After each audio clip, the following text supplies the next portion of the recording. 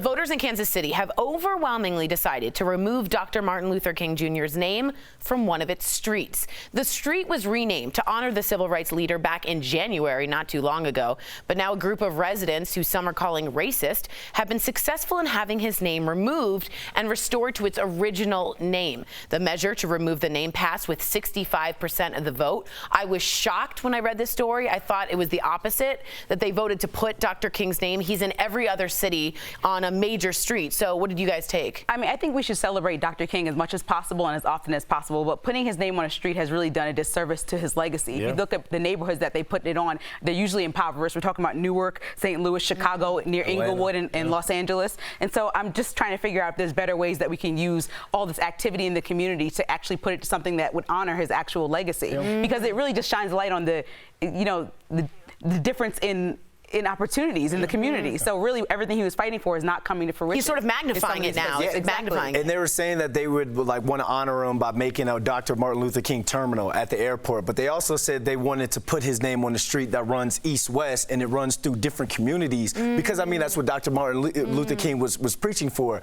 to integrate, that sort of thing, to go through black, white, and white communities. And I also feel like sometimes it's like, you can look at that and be like, oh, look, you took down that sign, but what are you doing to help? What are you doing to help the cause? It shouldn't I know be I'm not just actively a street taking sign. down Martin Luther King's sign.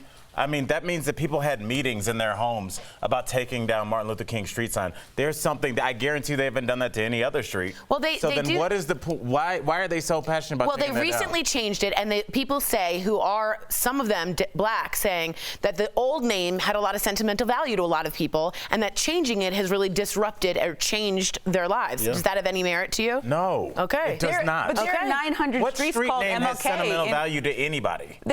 I mean, what street you grew up on would have sentimental value to you. It's fine. No? It's just a street. But I mean, 900 streets that are MLK, called after MLK, and they're not in areas that are not progressing. It kind of is like diluting his legacy a little bit to me. It's frustrating. I mean, they're in black neighborhoods, and there's a reason why black neighborhoods, a lot of them are set up to fail, which we could spend hours on in terms of gerrymandering, in terms of public funds being sent to certain school districts. We can go on forever about that. But the fact that these people have spent hours of their life getting this sign taken down means something, and we can't just say it's because they wanted to go the other way. Like, no one says, oh yeah, we're going to fight to get this going east-west. What human being does that? But it was a black person at the forefront. There usually is. Shout out Candace Owens.